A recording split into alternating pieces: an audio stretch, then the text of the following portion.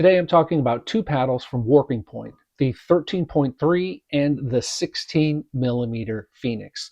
Now these are the Tina Pisnik signature paddles, but she is no longer signed with Warping Point.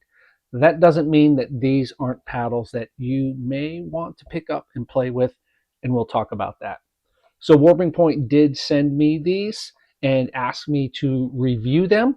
So thank you for sending that to me. They have not seen this video before I recorded it, and no money was exchanged. Let's talk about the basics of these paddles. These are your typical what are called diving board pickleball paddles.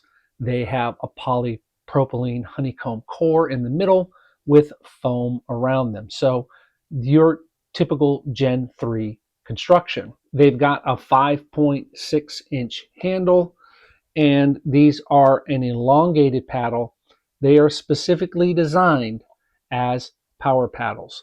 Twist weight of the 16 millimeter is 6.4 with a weight range of 7.8 to 8.1 ounces.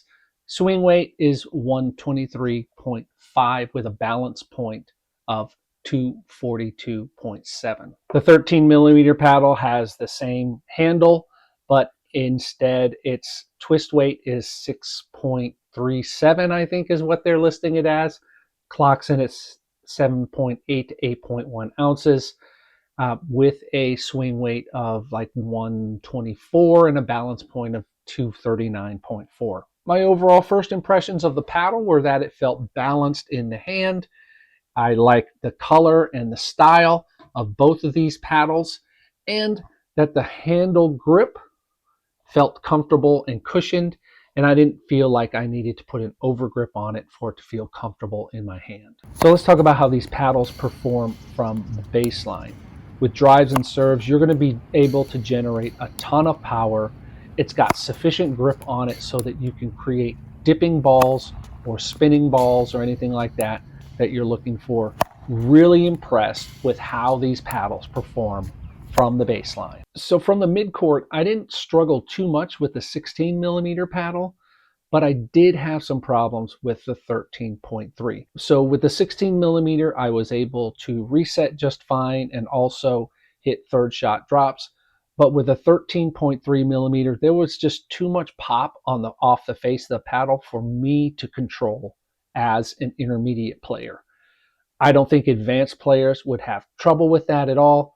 But for me, if you're an intermediate player, you're probably going to want to look for the 16 millimeter instead of the 13.3 millimeter paddle. So at the kitchen line, it's pretty much the same story when it came to my dinking and my hands battles. I felt comfortable with the 16 millimeter, but the 13.3 millimeter, I was popping the ball up a little bit too much. Hands battles felt okay. The paddle feels fast enough in the hand, and as always, with an elongated paddle, you can always choke up when you get close to the kitchen line, so that you can move that paddle a little bit faster and not have to worry about the paddle lagging too much because it has a longer handle or something like that. But again, the 16 millimeter felt better to me than the 13.3. I put that completely down to my ability and my skill level. I had no issues as far as quality is concerned. There's no cracking or buzzing or core crushing. I've had these paddles for about a month. I've played at least 20 games with them, and I've had no issues with either one of these paddles.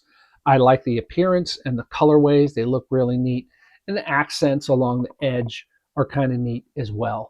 So let's talk value. These paddles are priced at $220.